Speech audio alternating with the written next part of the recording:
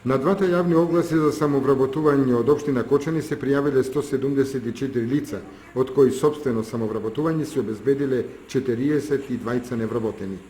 Како што ни информираше Васко Ангелов, веде директор на Бирото за вработување во Кочани, во оваа општина по првиот оглас се пријавиле 104 невработени лица, од кои само 18 добиле самовработување и започнување на сопствен бизнис.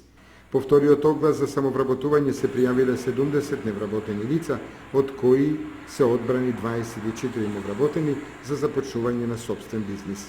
Интересот е голем, но условите ги исполнуваат и квалитетни програми за самовработување поднеле сосем мал број невработени. Сметаме дека 42 невработени лица ќе се обезбедат квалитетна работа со самовработување и рационално искористување на расположивите средства од по 3000 евра, што ги обезбедува владата на Република Македонија за самовработување на млади невработени лица, евидентирани во Агенцијата за вработување на Република Македонија, истакнува Ангелов.